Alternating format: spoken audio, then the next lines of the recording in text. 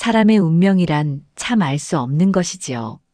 아무리 피하려 해도 결국 마주치게 되는 인연이 있습니다. 어떤 이에게 그 재회는 새로운 시작이 되고 또 어떤 이에게는 잊고 싶었던 상처를 다시 헤집는 일이 되기도 합니다. 오늘 제가 전해드릴 이야기는 바로 그런 운명적인 만남에 관한 것입니다. 가장 비참하고 힘든 순간에 절대 마주치고 싶지 않았던 사람 앞에 서게 된 한 여인의 사연을 들려드리려 합니다. 제 이름은 한소영입니다. 올해로 31살이 됐고 7살 난 딸아이를 홀로 키우고 있습니다. 지금부터 들려드릴 이야기는 제 인생에서 가장 수치스러우면서도 동시에 가장 큰 전환점이 됐던 그날의 기억입니다.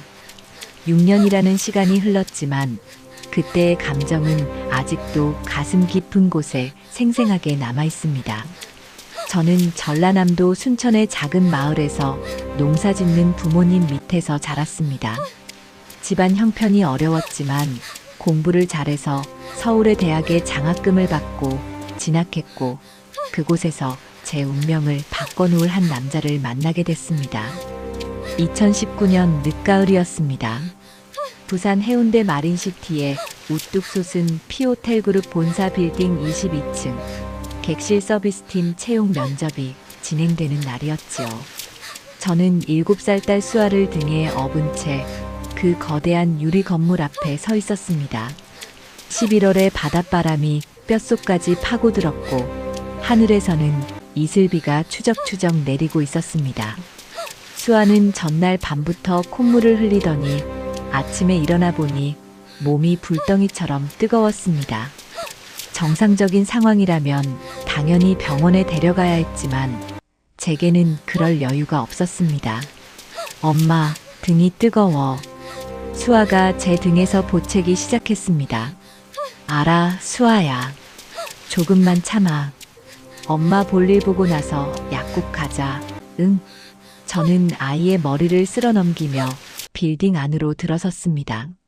로비에 발을 딛는 순간 다른 세계에 온 것 같은 기분이 들었습니다.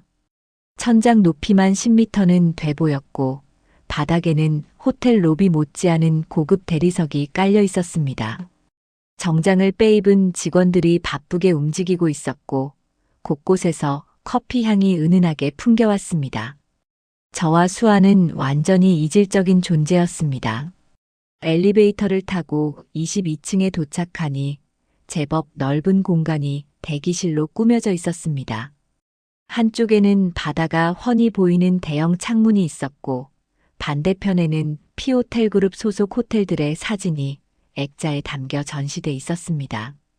대기실에는 이미 8명 정도의 지원자들이 모여 있었습니다. 하나같이 깔끔하게 차려입은 젊은 여성들이었고 손에는 정갈하게 준비한 서류와 포트폴리오를 들고 있었습니다. 저는 그들 사이로 조용히 들어가 구석 자리에 앉았습니다. 수아는 여전히 제 등에 매달려 있었고 가끔씩 힘없이 기침을 해댔습니다.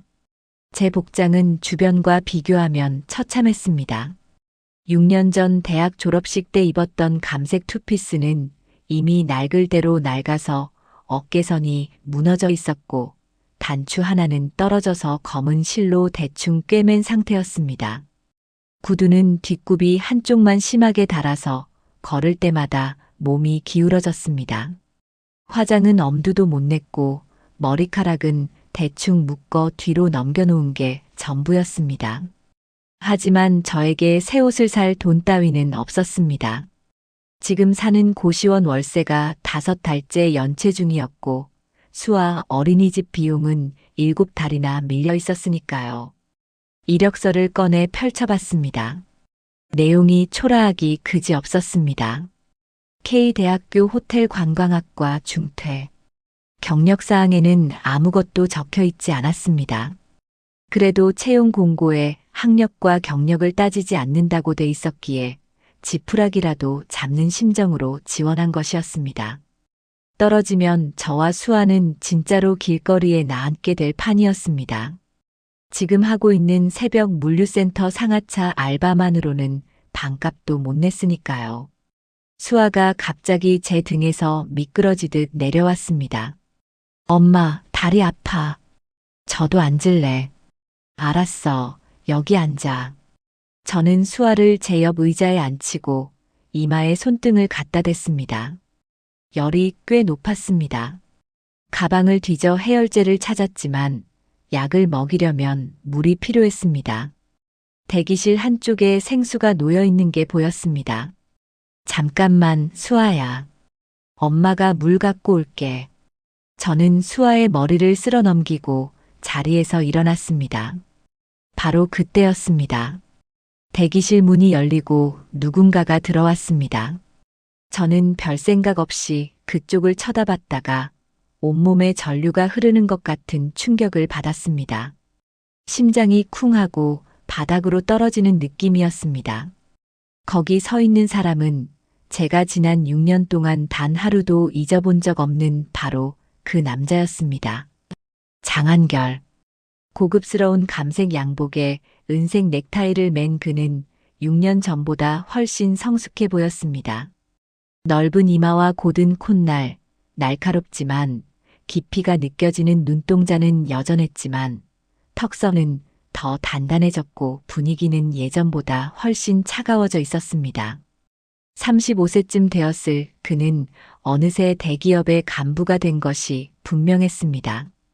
뒤따라 들어온 젊은 남자 직원이 공손하게 그에게 무언가를 보고하고 있었고 대기실에 있던 지원자들이 일제히 일어나 인사했습니다.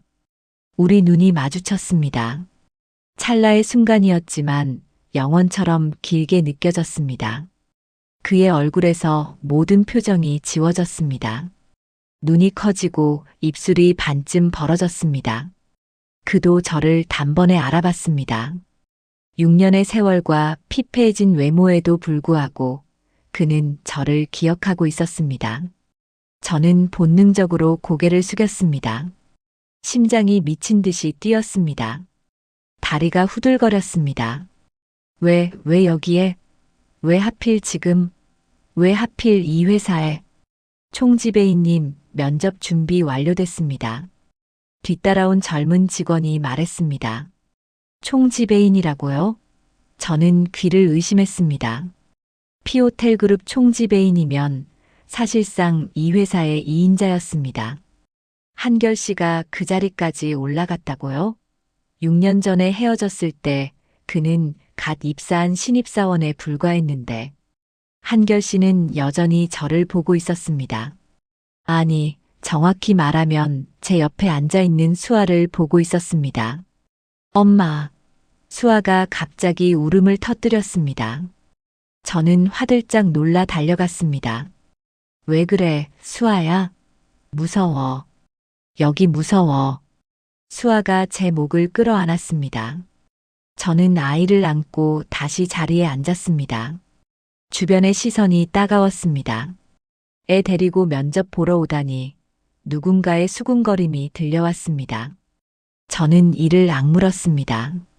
지금 도망치면 안 돼. 수아를 위해서라도 여기서 버텨야 해. 한소영 씨요? 접수대에서 제 이름을 불렀습니다. 네, 접니다. 저는 수아를 안고 일어섰습니다. 접수대 직원이 제게 다가왔습니다. 그녀는 수아를 보더니 눈살을 찌푸렸습니다. 죄송한데요, 면접에 아이를 동반하시면 안 됩니다. 규정상 어렵습니다. 제 가슴이 철렁 내려앉았습니다. 죄송해요.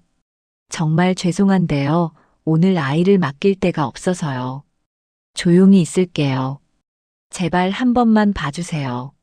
저는 고개를 숙였습니다. 목소리가 떨리고 있었습니다. 다른 지원자들의 싸늘한 시선이 느껴졌습니다. 어디서 굴러온 거야? 뻔뻔하기도 하지. 속삭임들이 귀에 꽂혔습니다. 얼굴이 화끈거렸습니다. 하지만 물러설 수 없었습니다. 이 면접을 놓치면 저와 수아는 정말로 끝이었습니다. 다음 달에 고시원에서 쫓겨나면 갈 곳이 없었습니다. 규정은 규정이니까요. 다음에 다시 직원이 말을 이으려는 순간 뒤에서 낮은 목소리가 끼어들었습니다. 진행해도 됩니다. 모두가 뒤를 돌아봤습니다. 장한결이 서 있었습니다.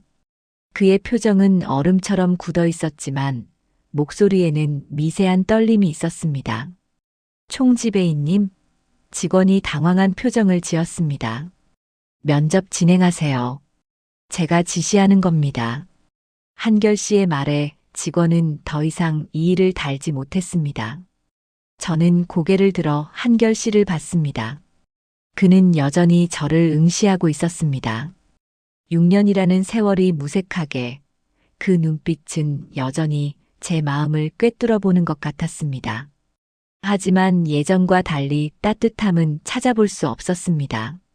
차갑고 날카롭고 무언가를 캐묻는 듯한 눈빛이었습니다. 특히 그의 시선이 수아에게 머물렀을 때 저는 본능적으로 아이를 더 꽉 안았습니다. 눈치채면 안 돼. 절대로 눈치채면 안 돼. 면접실로 들어가라는 안내를 받았습니다. 저는 수아를 안고 일어섰습니다.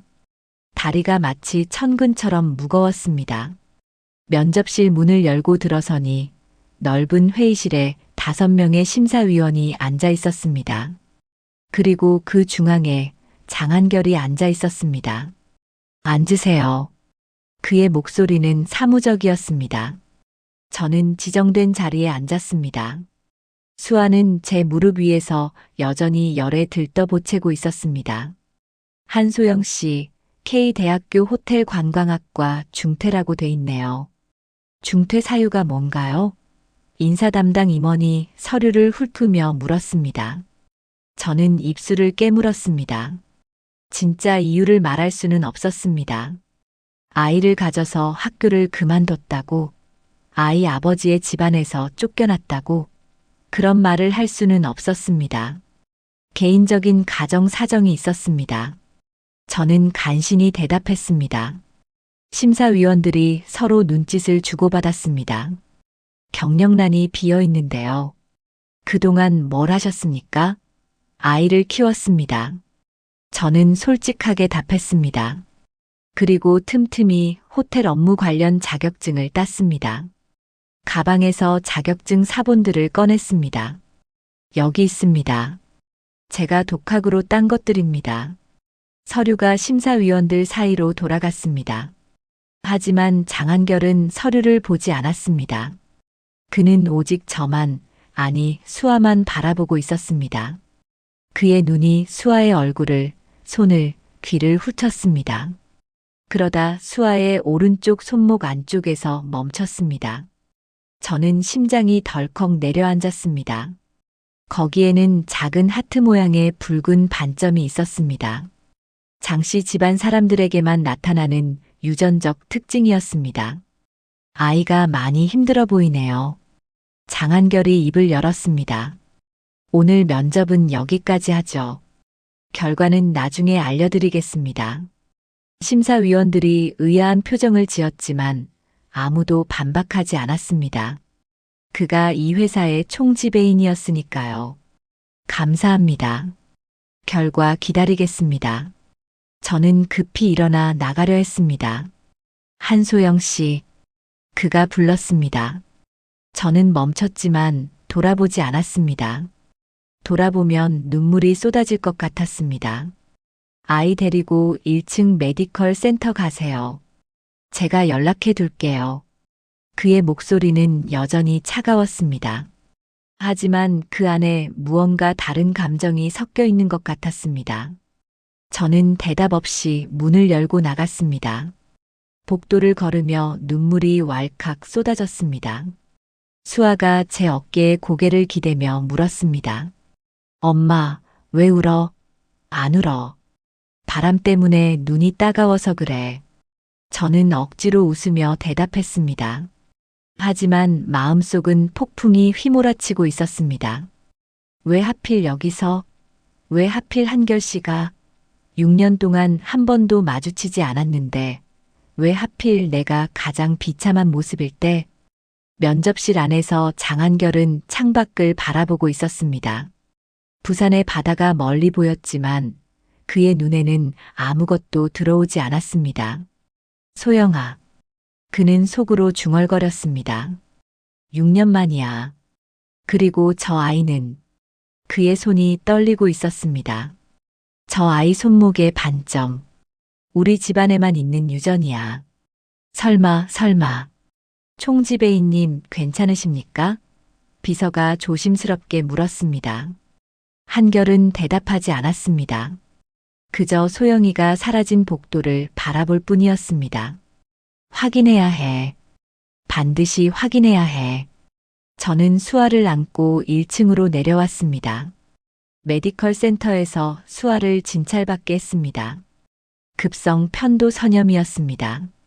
의사가 약을 처방해줬지만 약값을 낼 돈이 없었습니다. 저는 지갑을 뒤졌습니다. 고작 8,000원이 전부였습니다.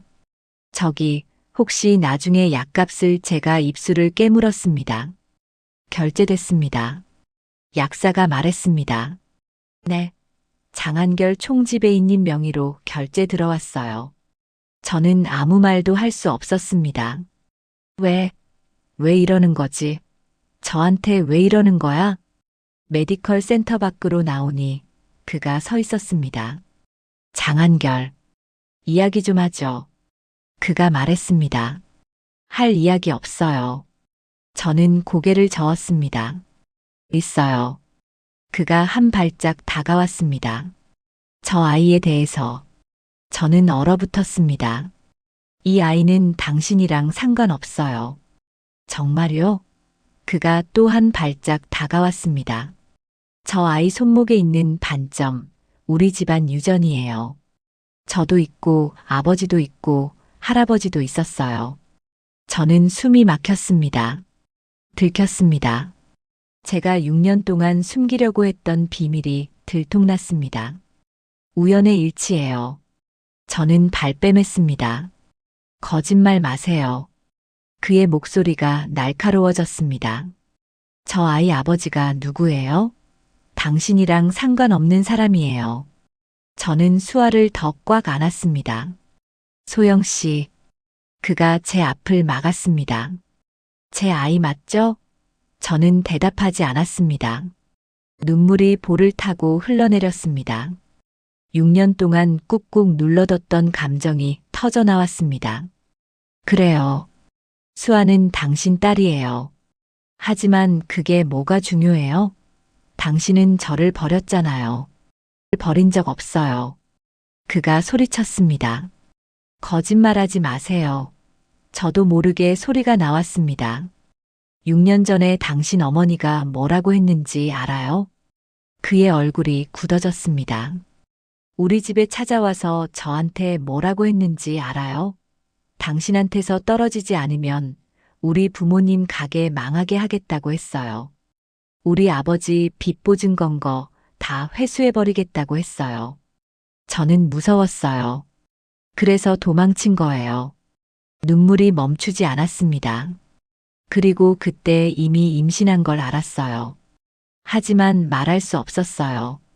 당신한테 연락이 안 됐으니까. 당신 어머니가 제 번호를 다 차단해 버렸으니까. 그는 아무 말도 하지 못했습니다. 그저 제 앞에 서서 떨리는 손으로 얼굴을 감싸고 있을 뿐이었습니다. 저는 혼자서 수아를 낳았어요. 분만실에서 밤새 진통하면서 혼자 버텼어요. 다른 산모들은 남편이 손 잡아주는데 저는 혼자였어요. 수아가 태어났을 때 저는 혼자서 울었어요. 기쁘기도 하고 서럽기도 해서요. 제 목소리가 갈라졌습니다. 그리고 6년 동안 혼자 키웠어요. 새벽마다 상하차 알바 뛰고 낮에는 식당에서 설거지하고 그러면서 수아를 키웠어요. 당신은 그동안 뭐 했어요? 대기업 총지배인이 됐잖아요.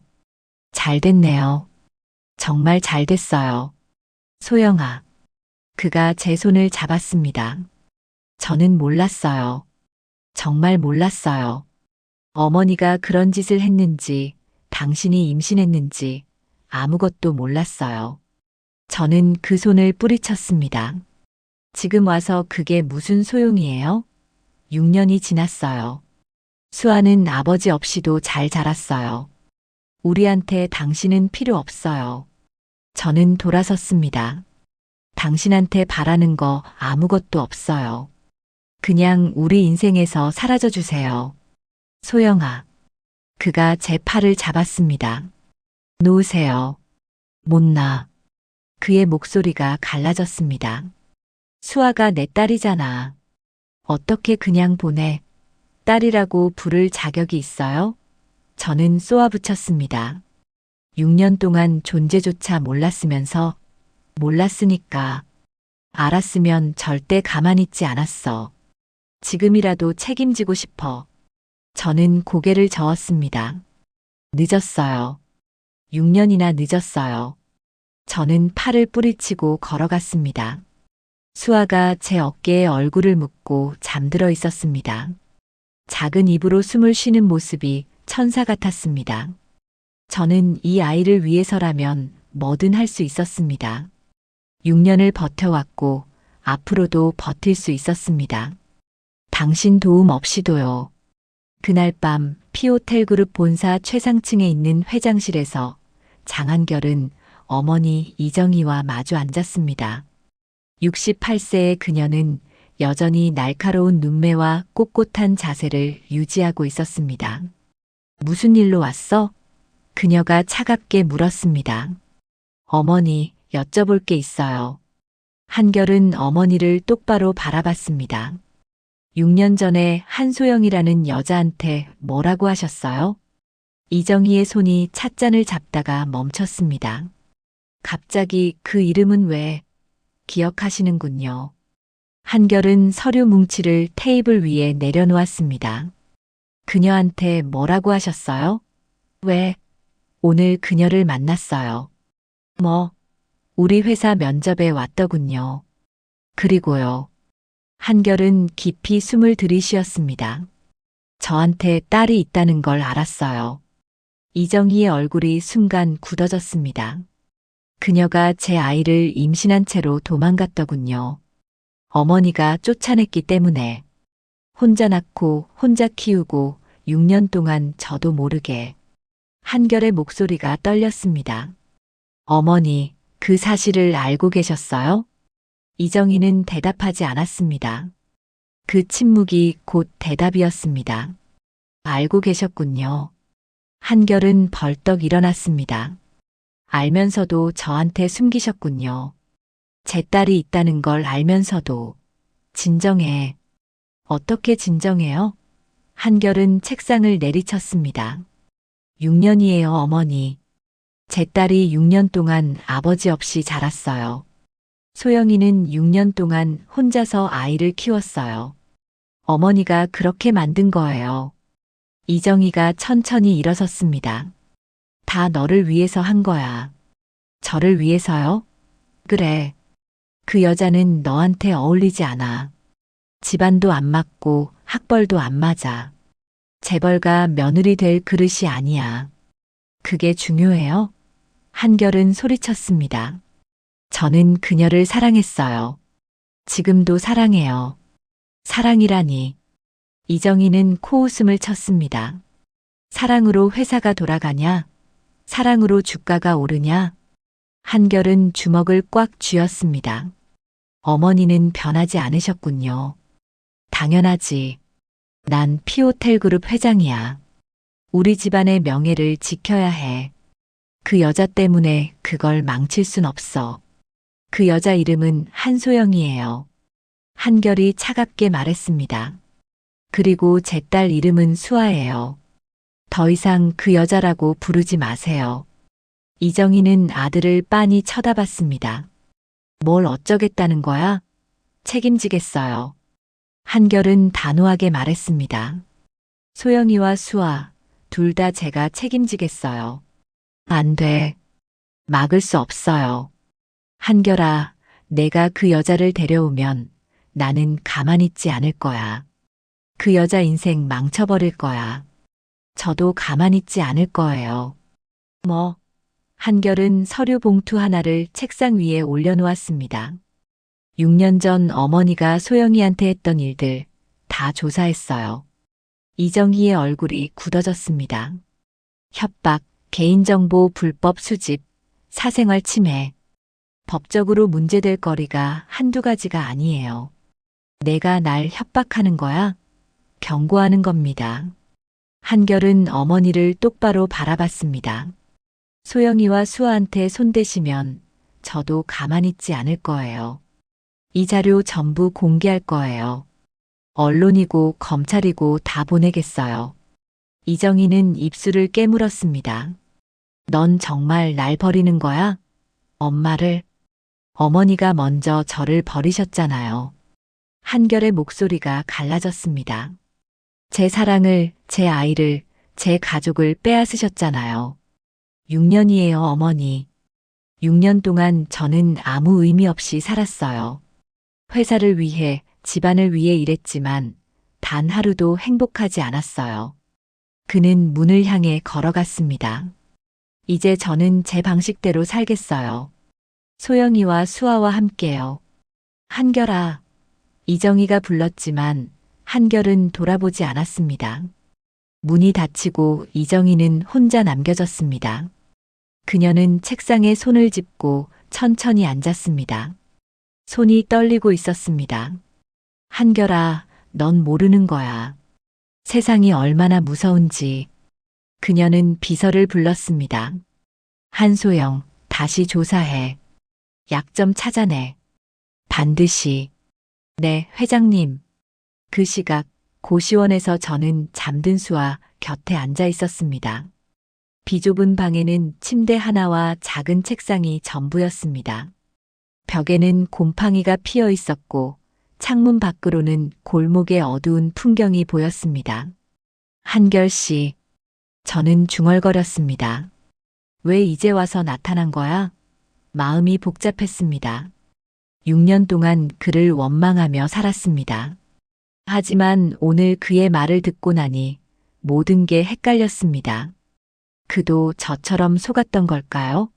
그의 어머니한테? 수아가 잠꼬대를 했습니다. 아빠. 저는 가슴이 찡했습니다. 수아는 가끔 아빠를 불렀습니다. 어린이집에서 다른 아이들이 아빠 이야기를 할 때면 집에 와서 물어보곤 했습니다. 엄마, 우리 아빠는 어디 있어? 저는 그때마다 대답하지 못했습니다. 아빠는 멀리 가셨어. 그렇게 얼버무릴 수밖에 없었습니다. 하지만 이제 어떡하지? 한결 씨가 수아를 알아버렸는데 그가 아버지 노릇을 하겠다고 나서면 저는 고개를 저었습니다. 안 돼. 믿을 수 없어. 6년 전에도 그랬잖아. 믿었는데 배신당했잖아. 또 믿었다가 버림받으면 이번엔 진짜 못 버텨. 수아는 안 돼. 수아만큼은 상처받게 할 수 없어. 그때 고시원 방문에 노크 소리가 났습니다. 저는 화들짝 놀라 일어났습니다. 누구세요? 저예요. 문 밖에서 한결의 목소리가 들렸습니다. 저는 문을 열지 않았습니다. 뭐 하러 왔어요? 이야기 좀 하려고요. 할 이야기 없어요. 소영 씨. 그의 목소리가 간절했습니다. 제발 문 좀 열어요. 저는 한숨을 쉬고 문을 열었습니다. 한결이 서 있었습니다. 손에는 비닐봉지가 들려 있었습니다. 그는 방 안을 둘러봤습니다. 비좁은 공간, 곰팡이 핀 벽, 낡은 침대. 그의 얼굴이 일그러졌습니다. 여기서 살았어요? 그러면요. 6년 동안요. 저는 차갑게 대답했습니다. 한결이 봉투를 내밀었습니다. 죽이랑 과일이에요. 수아 깨면 먹여요. 필요 없어요. 소영 씨, 남의 도움 안 받아요. 6년 동안 혼자 버텼고 앞으로도 혼자 버틸 수 있어요. 저는 봉투를 밀쳐냈습니다. 그냥 가세요. 한결이 봉투를 강제로 제 손에 쥐어줬습니다. 그리고 수아를 내려다봤습니다. 작은 침대에서 자고 있는 아이. 그의 눈에 눈물이 맺혔습니다. 내 딸이네요. 그가 낮게 중얼거렸습니다. 진짜 내 딸이구나. 그러니까요. 저는 냉정하게 말했습니다. 당신이 모르는 사이 6년이나 자랐어요. 미안해요. 한결이 고개를 숙였습니다. 정말 미안해요. 몰랐어요. 알았으면 뭘 어쨌어요? 저는 그를 쳐다봤습니다. 당신 어머니가 가만 놔뒀겠어요? 저를 막았을 거예요. 막혔을 거예요. 6년 전에도 그랬잖아요. 당신은 어머니한테 한마디도 못하고 저를 보내버렸잖아요. 그땐 몰랐어요. 한결의 목소리가 떨렸습니다. 어머니가 그런 짓을 했는지, 소영 씨가 임신했는지 아무것도 몰랐어요. 저는 한숨을 쉬었습니다. 지금 와서 그게 무슨 소용이에요? 늦었어요. 모든 게 늦었어요. 늦지 않았어요. 한결이 제 손을 잡았습니다. 지금부터라도 할 수 있어요. 수아한테 좋은 아버지가 될 수 있어요. 저는 손을 뿌리쳤습니다. 못 믿어요. 또 버려지면 어떡해요? 수아가 상처받으면 어떡해요? 한결이 무릎을 꿇었습니다. 비좁은 고시원 방에서 대기업 총지배인이 무릎을 꿇었습니다. 제가 무릎 꿇을게요. 믿어주세요. 절대 버리지 않을게요. 소영 씨도 수아도 절대 놓지 않을게요. 저는 눈물이 났습니다. 왜 이제 와서 이러는 거야? 6년 동안 혼자 버텨왔는데 왜 이제 와서 흔들리게 하는 거야? 엄마. 수아가 눈을 떴습니다. 그리고 무릎 꿇은 한결을 봤습니다. 아저씨 왜 그래? 저는 급하게 눈물을 닦았습니다. 아무것도 아니야, 수아야. 자. 아저씨 바닥에 왜 앉아 있어? 다리 아프겠다. 수아가 눈을 비비며 물었습니다. 한결이 웃으며 일어섰습니다. 아저씨 괜찮아. 운동하는 거야. 거짓말. 울었잖아. 눈 빨개. 수아가 고개를 갸웃했습니다. 한결이 수아에게 다가갔습니다. 수아야. 응. 아저씨가 맛있는 거 가져왔어. 배고프지? 수아의 눈이 반짝였습니다. 뭐 가져왔어? 죽이랑 과일이야. 먹을래? 응. 한결이 봉투에서 죽을 꺼냈습니다. 그리고 숟가락으로 떠서 수아 입에 넣어줬습니다. 천천히 먹어. 뜨거워. 응, 맛있어. 수아가 웃었습니다. 저는 그 모습을 멍하니 바라봤습니다. 수아가 한결 씨한테 마음을 열고 있었습니다.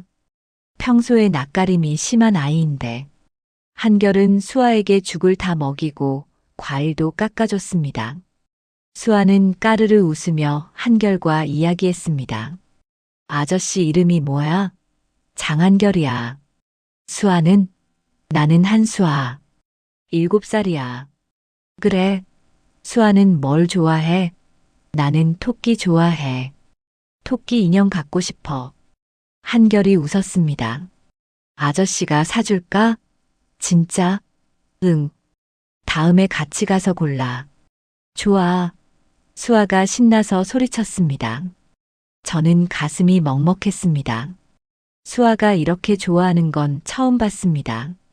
아버지가 있으면 이런 기분일까? 저도 모르게 눈물이 났습니다. 소영 씨. 한결이 저를 봤습니다. 왜 울어요? 아무것도 아니에요. 저는 고개를 돌렸습니다. 한결이 수아에게 말했습니다. 수아야, 아저씨 잠깐 엄마랑 이야기 좀 할게. 응. 나 과일 더 먹을게. 수아는 포도를 집어 먹었습니다. 한결이 저에게 다가왔습니다. 밖에서 이야기해요. 싫어요. 잠깐만요. 제발. 저는 한숨을 쉬고 방을 나왔습니다. 좁은 복도에서 둘이 마주 섰습니다. 소영 씨. 왜요? 어머니한테 다녀왔어요. 저는 멈칫했습니다. 뭐라고 하시던가요? 한결은 창밖을 바라봤습니다. 6년 전 일 다 인정하셨어요. 소영 씨한테 한 일, 임신한 걸 숨긴 일. 전부요. 저는 입술을 깨물었습니다. 그래서요? 어머니한테 경고했어요. 소영 씨와 수아한테 손 떼면 가만두지 않겠다고. 저는 놀라 한결을 봤습니다. 왜요? 왜 그런 말을 한 거예요? 한결이 저를 똑바로 바라봤습니다. 당신을 지키고 싶으니까요. 수아를 지키고 싶으니까요. 저는 고개를 저었습니다. 지킨다고요? 6년이나 늦었어요. 늦지 않았어요. 한결이 제 손을 잡았습니다. 지금부터라도 지킬 수 있어요. 소영 씨, 저한테 기회를 주세요. 저는 손을 뿌리쳤습니다. 못 믿어요. 믿게 해줄게요. 어떻게요? 매일 올게요. 수아 곁에 있을게요. 소영 씨 곁에도요. 한결의 목소리가 간절했습니다. 그러다가 또 어머니가 막으면요. 한결은 고개를 저었습니다. 이번엔 안 막혀요. 제가 막히지 않을 거예요. 누가 뭐래도 안 물러날 거예요. 저는 그를 빤히 쳐다봤습니다. 진심이에요? 진심이에요. 한결이 고개를 끄덕였습니다. 소영 씨, 저는 6년 동안 후회하며 살았어요. 당신을 찾지 못한 걸 후회하고, 어머니한테 맞서지 못한 걸 후회하고, 매일 밤 당신 생각에 잠을 못 잤어요. 그는 떨리는 목소리로 말했습니다. 이제 다시는 그 후회하고 싶지 않아요. 당신과 수아, 제가 지킬게요. 믿어주세요. 저는 눈물이 났습니다. 6년 동안 꾹꾹 눌러왔던 감정이 터져나왔습니다. 한결 씨, 저 무서워요. 알아요. 또 버려지면 어떡해요? 안 버려요. 절대. 저는 그의 가슴에 얼굴을 묻었습니다. 6년 만에 처음으로 누군가에게 기대어 울었습니다. 일주일이 지났습니다. 수아는 완쾌됐고 저는 놀랍게도 피오텔 그룹에 합격했습니다. 객실 서비스팀에 배치됐다는 연락을 받았을 때 저는 믿을 수가 없었습니다. 한결 씨가 밀어준 거라고 생각했습니다. 하지만 그는 아니라고 했습니다. 실력으로 붙은 거예요. 소영 씨 자격증 본 사람들이 다 감탄했어요. 그래도 저는 일하면서 증명하면 돼요. 아무도 뭐라 못하게. 그렇게 저는 피오텔 그룹에서 일하기 시작했습니다. 수아는 회사 복지시설인 어린이집에 맡겼습니다. 아침에 같이 출근하고 저녁에 같이 퇴근하는 생활이 시작됐습니다. 힘들었지만 전보다 훨씬 나았습니다. 무엇보다 수아가 행복해 보였습니다. 엄마, 나 이제 매일 친구들이랑 놀 수 있어? 응, 수아야. 매일 친구들 만날 수 있어. 좋아. 수아가 뛰어올랐습니다. 한결 씨는 약속대로 매일 나타났습니다. 점심시간에 밥을 가져오고 퇴근 후에는 수아와 놀아주고 주말에는 셋이서 공원에 가거나 동물원에 가거나 했습니다. 수아는 점점 한결 씨에게 마음을 열었습니다. 아저씨, 또 올 거지? 응. 매일 올게. 약속해? 약속. 한결이 새끼손가락을 걸었습니다. 수아가 까르르 웃었습니다. 저도 조금씩 마음을 열기 시작했습니다. 6년 동안 굳게 닫아두었던 마음의 문이 조금씩 열리고 있었습니다. 소영 씨, 한결 씨가 어느 날 물었습니다. 저한테 아직 화났어요? 저는 고개를 저었습니다. 화가 나기보다는 아직 무서워요. 뭐가요? 이게 꿈이면 어떡하나. 또 깨면 어떡하나. 한결이 제 손을 잡았습니다. 꿈 아니에요. 현실이에요. 저 여기 있잖아요. 그렇게 한 달이 지났습니다. 그리고 어느 날 이정희 회장이 움직이기 시작했습니다. 그날은 평범한 목요일이었습니다. 저는 호텔에서 객실 점검을 하고 있었습니다. 갑자기 비서가 찾아왔습니다. 한소영 씨요? 네. 회장님께서 부르십니다. 저는 심장이 철렁했습니다. 회장님이요? 네. 지금 당장 오시랍니다. 저는 떨리는 다리로 엘리베이터를 탔습니다. 최상층으로 올라가는 동안 심장이 터질 것 같았습니다. 회장실 문을 열고 들어가자 이정희가 소파에 앉아 있었습니다. 차가운 눈빛으로 저를 훑어봤습니다. 앉아. 저는 맞은편에 앉았습니다. 손이 떨렸습니다. 이정희가 천천히 입을 열었습니다. 그동안 잘 지냈나 보네. 네. 내 아들 덕분에 취직도 하고 잘 살고 있네. 저는 이를 악물었습니다. 무슨 말씀을 하시려는 건가요? 이정희가 서류 봉투 하나를 테이블 위에 올려놓았습니다. 여기 있는 돈 받고 내 아들 곁에서 떠나. 저는 봉투를 쳐다봤습니다. 얼마예요? 12억. 12억이요? 그래. 12억이면 당분간 먹고 살 수 있잖아. 받고 딸이랑 멀리 가라. 외국으로 가면 더 좋고. 저는 웃었습니다. 황당해서 웃음이 나왔습니다. 6년 전에도 이랬잖아요. 그땐 협박이었고, 이젠 돈이네요. 방법을 바꿔본 거야. 이정희가 차갑게 말했습니다. 어차피 결과는 같아. 넌 내 아들 곁에 있을 자격이 없어. 저는 일어섰습니다. 안 받아요. 뭐, 돈 안 받아요. 저는 한결 씨를 돈 때문에 만나는 게 아니에요. 사랑하니까 만나는 거예요. 이정희가 코웃음을 쳤습니다. 사랑? 내 처지에 사랑 타령이야? 네. 제 처지예요. 저는 똑바로 그녀를 쳐다봤습니다. 가난하고 학력도 없고 아무것도 없어요. 하지만 한결 씨를 사랑해요. 수아도 사랑해요. 그게 전부예요. 이정희의 얼굴이 일그러졌습니다. 마지막으로 묻는다. 안 받을 거야? 네. 안 받아요. 이정희가 천천히 일어섰습니다. 후회하지 마라. 저도 일어섰습니다. 후회 안 해요. 저는 돌아서서 문을 향해 걸어갔습니다. 등 뒤에서 이정희의 목소리가 들렸습니다. 각오해라. 이번엔 가만두지 않을 테니까. 저도 각오하세요. 저는 뒤도 돌아보지 않고 문을 열었습니다. 한결 씨가 제 편이에요. 그리고 저도 이제 만만하지 않아요. 문이 닫혔습니다. 저는 복도에서 한참을 떨었습니다. 무서웠습니다. 하지만 물러설 수 없었습니다. 수아를 위해서, 그리고 저 자신을 위해서.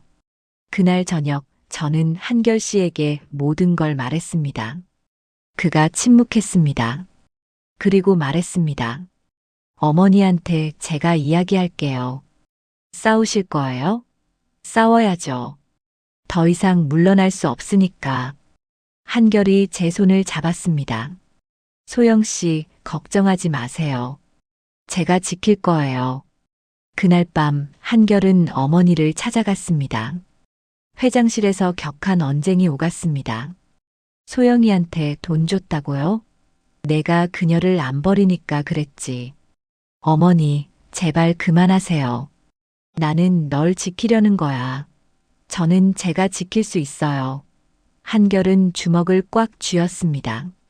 어머니, 제가 소영이랑 수아를 선택하면 어떻게 하실 건가요? 이정희는 침묵했습니다. 그리고 차갑게 말했습니다. 그러면 회사에서 잘라. 그러세요. 한결이 단호하게 말했습니다. 총지배인 자리 필요 없어요. 소영이랑 수아가 더 중요해요. 이정희의 얼굴이 굳어졌습니다. 넌 정말 저 여자 때문에 모든 걸 버리겠다는 거야? 네. 버리겠어요. 한결은 돌아섰습니다. 어머니, 저는 6년 동안 후회하며 살았어요. 다시는 그러고 싶지 않아요. 한결아, 안녕히 계세요. 문이 닫혔습니다. 이정희는 그 자리에 무너져 앉았습니다. 그로부터 3년이 흘렀습니다. 이제 저는 34살입니다. 수아는 10살이 됐고 초등학교 4학년입니다. 한결 씨와 저는 2년 전에 결혼했습니다. 작은 결혼식이었어요. 친한 사람들만 초대했습니다. 수아가 꽃동 역할을 맡았습니다. 엄마, 아빠, 축하해요. 수아가 꽃잎을 뿌리며 달려왔을 때 저는 눈물이 났습니다. 한결 씨는 피오텔 그룹을 퇴사했습니다. 이정희 회장이 내린 결정이었습니다. 하지만 그는 전혀 후회하지 않았습니다. 오히려 더 행복해 보였습니다. 이제 진짜 제 인생을 사는 것 같아요. 그는 웃으며 말했습니다. 그리고 새로운 사업을 시작했습니다. 작은 부티크 호텔이었지만 열정이 가득했습니다. 저도 그 호텔에서 일하고 있습니다. 객실팀 매니저로요. 수아는 아빠를 정말 좋아합니다. 아빠, 오늘 뭐 해요? 오늘 바다 갈까? 좋아. 주말마다 셋이서 시간을 보냅니다. 바다에 가고 맛있는 것을 먹고 영화를 보고 평범하지만 행복한 일상입니다. 이정희 회장은 작년에 회장직에서 물러났습니다. 건강이 안 좋아졌다고 합니다. 한결 씨는 가끔 어머니를 찾아갑니다. 처음에 저는 동행하지 않았습니다. 아직 준비가 안 됐으니까요. 하지만 최근에 한번 함께 갔습니다. 이정희 회장은 많이 늙어 보였습니다. 미안하다. 그녀가 작게 말했습니다. 처음으로 사과를 들었습니다. 저는 아무 말도 하지 못하고 울기만 했습니다. 오늘은 일요일입니다. 부산 해운대 해수욕장에 봄볕이 따사롭게 내리쬐고 있습니다. 저는 한결 씨, 수아와 함께 모래성을 쌓고 있습니다. 파도가 철썩이는 소리가 들리고 갈매기가 하늘을 날고 있습니다. 엄마, 아빠, 저기 봐요. 수아가 손가락으로 가리킵니다. 멀리서 돌고래가 점프하고 있습니다. 우와, 진짜 예쁘다. 한결 씨가 수아를 안아 올립니다. 저는 모래사장에 앉아 그 모습을 바라봅니다. 6년 전만 해도 상상할 수 없었던 풍경입니다. 아픈 아이를 업고 면접장에 들어섰던 그날, 저는 세상에서 가장 비참한 사람이었습니다. 하지만 지금은 세상에서 가장 행복한 사람입니다. 소영 씨, 한결 씨가 옆에 앉았습니다. 뭘 생각해요? 그냥. 우리 여기까지 오느라 힘들었다는 생각. 맞아요. 한결이 제 손을 잡았습니다. 정말 힘들었죠. 하지만 이제는 괜찮아요. 우리 함께니까. 함께니까. 수아가 뛰어옵니다. 엄마, 아빠, 사진 찍어요. 그래, 찍자. 셋이서 바닷가에 섭니다. 지나가던 관광객이 사진을 찍어주었습니다. 하나, 둘, 셋. 찰칵. 사진 속에서 우리 셋은 활짝 웃고 있습니다. 이게 우리 가족입니다. 힘들었지만 포기하지 않았기에 얻은 행복입니다. 저는 수아를 안고 한결 씨에게 기댑니다. 고마워요, 한결 씨. 뭐가요? 포기하지 않아줘서. 돌아와줘서. 한결이 저를 꼭 안았습니다. 저야말로 고마워요. 기다려줘서. 믿어줘서. 파도 소리가 들립니다. 바람이 부드럽게 불어옵니다. 햇살은 따뜻하고 하늘은 맑습니다. 이 순간이 영원히 계속되면 좋겠습니다. 오늘의 이야기가 마음에 남으셨다면 구독과 좋아요 한 번씩 부탁드립니다. 여러분의 응원이 다음 이야기를 만드는 힘이 됩니다. 끝까지 들어주셔서 감사합니다.